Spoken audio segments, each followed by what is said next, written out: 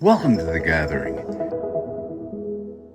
In order to convince independents, particularly the 18 to 40 group, what you have to remember is that many of these college students and millennials grew up in a world of safe spaces.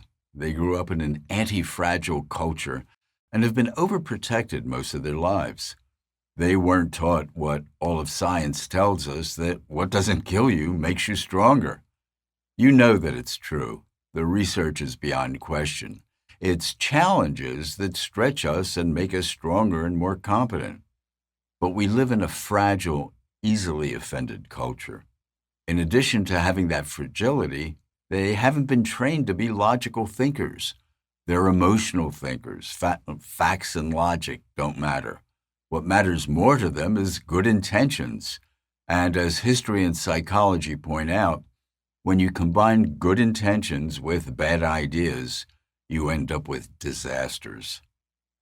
Added to fragility and emotional thinking is an us versus them mentality. You're either an ally or an enemy. And if you're an enemy, you have to be destroyed. So if you deviate from their script, they're not going to listen. So how do you engage in an effective conversation with independents in this age group? How do you get them to start seeing things in a new way? Well, what the research shows us for this group is that a person's emotional reaction to you determines whether or not you can get through to them, whether you'll actually be able to have them listen to you and think about what you have to say. So, what do you do to really connect with these people? Well, there are ways to break through to these people, and the same things that seem barriers to communication can also be used as tools of persuasion. With an understanding how left-leaning millennials and many independents think and how they react, you can really impact and change their thinking. So, how do you make an impact in an anti-fragile environment?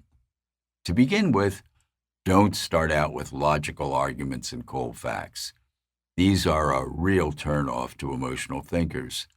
Instead, remember these 3 tested rules, each of which emerges from the research. They're very effective. First, build rapport by finding areas of agreement. If you're having a conversation and someone raises an issue, listen with real interest. Actually try to understand their point of view. Build rapport. You can affirm their feelings without affirming the facts. Let them talk. See if there is anything you can agree with. Second, once you establish rapport and you're not seen as a threat or a bad guy, tell them a story. These are emotional people and you want to appeal to their emotions. A story not only appeals to their emotions, it engages them and gets them involved. They can start identifying with someone's life story. For emotional thinkers, stories are always more persuasive than cold logic or statistics.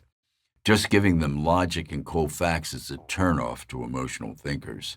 Find a story that makes your point in a way that doesn't go against anything they said, that doesn't oppose them, but reinforces just one part of what they said. Third, give them 3 or 4 quick facts and offer them a simple, proven solution. Let me give you an example. Suppose someone's talking about systemic racism. You and I both know that's nonsense. The facts are that our major institutions are bending over backwards with affirmative action programs and inclusion programs.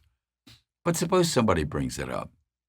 See if you can find something that would agree with any small part of what they're saying.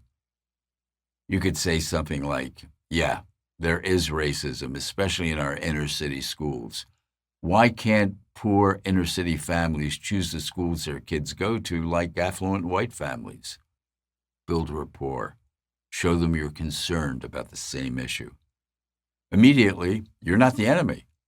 You're not an evil person. You're agreeing with something that they said. They see you as being on the same side. This provides an opportunity for them to listen to you. Then, after you feel that you've built up some rapport and really understand their point of view, after you feel that they feel you're an ally, follow it up with a story. Remember, stories engage them emotionally, and these people are driven by emotion. They may not remember the facts, but they will remember the story. You could say something like, it's really racist and unfair when inner city kids are trapped in dangerous schools and can't get an education. I was reading the other day about this teenage girl in Baltimore, Tamara Jones. She's really bright and hardworking, but she was assaulted twice in her school and was afraid to go to class. And in the school she went to, the teachers were so bad that none of the students were at grade level in reading or math. She may never be able to get the education she deserves and might end up trapped in poverty for the rest of her life. Make it personal. Then follow it up with just 2 or 3 facts to validate the story and offer a solution. You could say something like, it's really racist to trap inner city kids in bad schools. Charter schools and private schools are safer and better. Students achieve a lot more in charter schools and private schools, and they provide a path to higher education.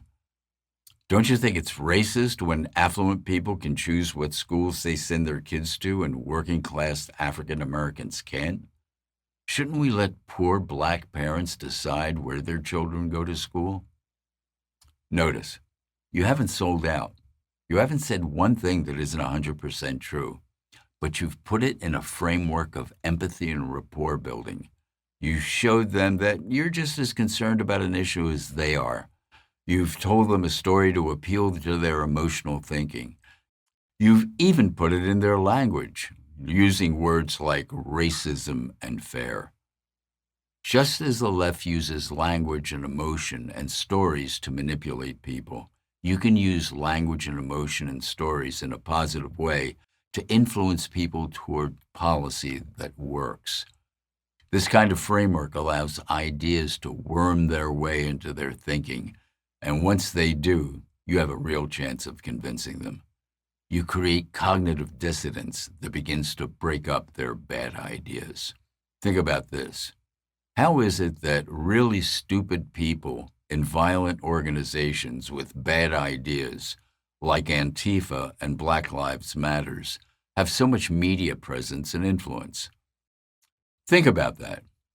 What did they do?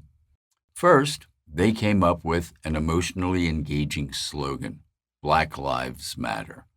Now, who can argue with that? So they came up with an emotionally engaging story about systemic racism, most of which is totally untrue. But they have an emotionally engaging story and emotionally engaging footage. That allows them to pull off one of the great hoaxes in American politics. In winning the culture war, in changing the hearts and minds of emotional thinkers, you have to connect at an emotional level. Whether it's a conversation, social media, or mainstream media, you have to have a slogan and a story that people connect with. Just as in conversations, you tell a story using their language, really engaging their emotions. Tell them a few facts and then offer a solution. That's how you convince college students and millennials. For The Gathering, I'm Leonardo Radomile. Thanks for listening, and if you like what you heard, give us a quick thumbs up and subscribe. To learn more about The Gathering and our free course, check out our webpage. You'll find the link below.